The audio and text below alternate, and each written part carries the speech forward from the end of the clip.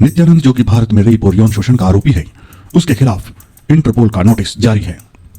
लेकिन उसने एक अलग दुनिया बसा ली है और उस दुनिया का नाम है कैलासा।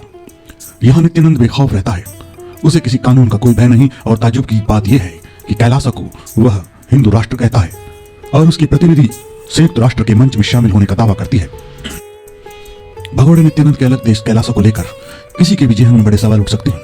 भौगोलिक तौर पर यह राष्ट्र है कहाँ, यह कितना बड़ा देश है, इसकी आबादी कितनी है, यहाँ किस प्रकार की सुख सुविधाएं हैं, यह जगह कब अस्तित्व में आई, यहाँ बसने के पीछे नित्यानंद का आखिर मकसद क्या है, और सबसे बड़ा सवाल कि क्या यह संभव है।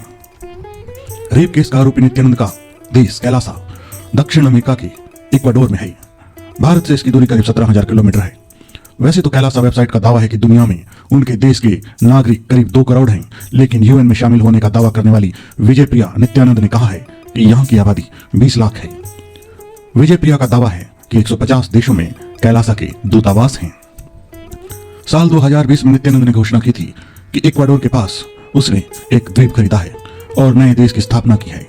वास्तव में जब हम किसी देश की बात करते हैं तो इस देश का अपना एक झंडा होता है, उसका एक संविधान होता है, उसका एक पासपोर्ट होता है और एक प्रतीक चिन्ह होता है। बात कैलासा की करें तो यहाँ की प्रतिनिधि ने दावा किया है कि कैलासा में हिंदू शास्त्रों और मनुस्मृति का कानून चलता है। कैलासा के बारे में यह भी बताया गया है कि बाकायदा सभी मंत्रालय भी मौजूद हैं। कैलासा के बारे में दावा है कि उसकी अपनी करेंसी भी है, लेकिन करेंसी बनाना, द्वीप खरीदना और देश बनाना, इनमें काफी अंतर है। आमतौर पर रईस लोग या बिजनेसमैन अपना द्वीप खरीद लेते हैं, लेकिन उसे अलग देश के रूप में मान्यता हासिल करवा लेना ये आसान काम नहीं है। इसके लिए इंटरनेशनल लॉ की शर्तों को पूरा करना बहुत जरूरी है, तभी यूएन किसी देश को मान्यता देता है। नित्यानंद जो कि रेप का आरोपी है, उसके खिलाफ भारत में केस चल रहा है, लिहाजा उसके देश कैलासा को देश के रूप में मान्यता मिलेगी, इसके बारे में संदेह है। विजयप्रिया का पूरा नाम है मां विजयप्रिया नित्यानंद। बताया गया है और दावा किया गया है कि वह यूएन में कैलासा की स्थायी प्रतिनिधि है। सोशल मीडिया प्रोफाइल के मुताबिक विजयप्रिया ने साल 2014 में कनाडा के मैनिटोबा विश्वविद्यालय से माइक्रोबायोलॉजी सब्जेक्ट में ग्रेजुएशन किया था। वह अंग्रेजी, फ्रेंच, क्रियोल भाषाएं जानती हैं। कॉलेज में श्रेष्ठ प्रदर्शन के लिए उसे सम्मानित भी किया जा चुका है और 2013 और 14 में इंटरनेशनल ग्रेजुएशन स्टूडेंट स्कॉलरशिप भी उसको मिली है। आइए अब जान लेते हैं कौन है स्वामी नित्यानंद उर्फ राजशेखर। कहानी बेहद दिलचस्प है। मूल रूप से तमिलनाडु के थिरुमलायम के रहने वाले राजशेखर ने दावा किया कि उसे 12 साल की उम्र में आध्यात्मिक ज्ञान प्राप्त हो गया है और वो दुनिया को रास्ता दिखाएगा। राजशेखर ने अपनी पूरी पहचान त्याग दी और नया नाम रखा स्वामी नित्यानंद। स्वयंभू स्वामी नित्यानंद अक्सर अपने धार्मिक आध्यात्मिक कार्यों से चर्चा में रहा करता था। कभी सेक्स सीडी सामने आई तो कभी भक्तों से यौन शोषण का आरोप भी उस पर लगा। साल 2010 में बाबा की एक सेक्स सीडी से सनसनी मच गई थी। लीक वीडियो में बाबा नित्यानंद साउथ की मशहूर अभिनेत्री के साथ आपत्तिजनक हालात में दिखाई दे रहा था। इस मामले में बाबा के ऊपर केस भी दर्ज हुआ था, लेकिन गिरफ्तारी के डर से वो फरार हो गया। कुछ समय बाद ही बाबा को कर्नाटक पुलिस ने हिमाचल प्रदेश के सोलन से पकड़ लिया था। नित्यानंद अपने पेतू के दावों को लेकर भी अक्सर चर्चा में रहा करता था। साल 2019 में एक वीडियो जारी कर कहा था कि वह किसी भी जानवर से तमिल और संस्कृत बुलवा सकता है।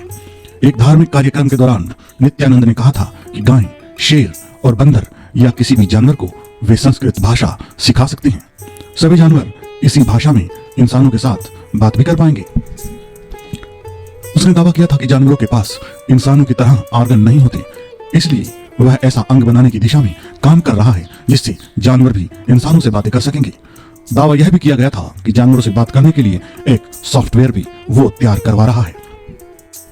नित्यानंद की वेबसाइट नित्यानंदा.org के मुताबिक उसके 40 से ज्यादा आश्रम हैं।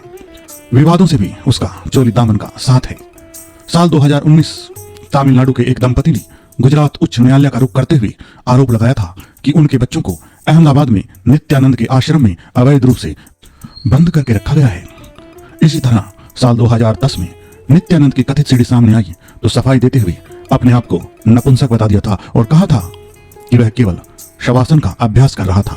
इसी तरह साल 2012 में एक अमेरिकी महिला ने आरोप लगाते हुए कहा था कि नित्यानंद ने 5 साल तक उसके साथ दुर्व्यवहार किया। नित्यानंद के भक्तों भी सिनेमा से लेकर सियासत तक की हस्तियां शामिल रही। जनवरी 2011 में अभिनेत्री जूही चावला मुंबई से बेंगलुरु के नजदीक स्थित उनके आश्रम में पहुंची थी और 4 दिन तक वहां रुकी भी थी। मीडिया रिपोर्ट की माने तो जूही अपने भाई के लिए नित्यानंद का आशीर्वाद लेने आई थी।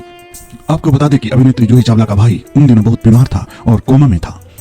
जूही के साथ तब वहां कन्नड़ अभिनेत्रियां मालविका, अविनाश और रंजीता भी मौजूद थी। नित्यानंद दावा करता था कि उसने बचपन से योग, तंत्र, वेदांत और शैव दर्शन का अध्ययन किया है।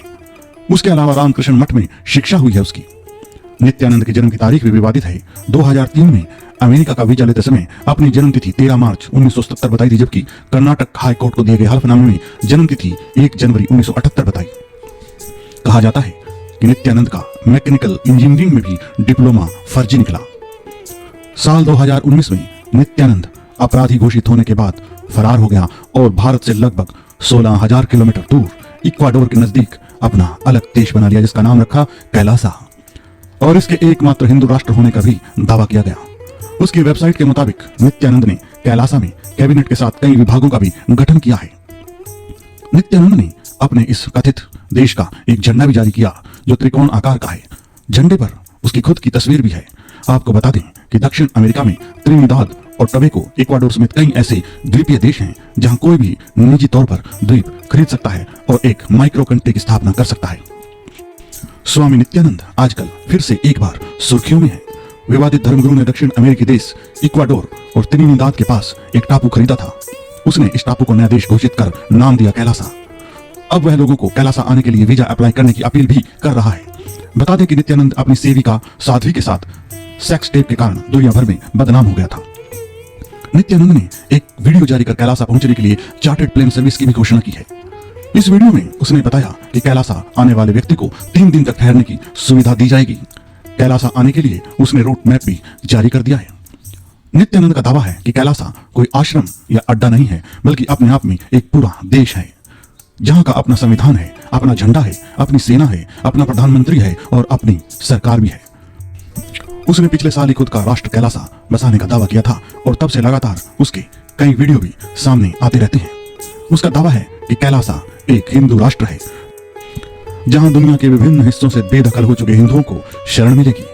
उसकी वेबसाइट के मुताबिक पर्यटकों को यहां पर रहने और खाने की फ्री सुविधा भी दी जाएगी।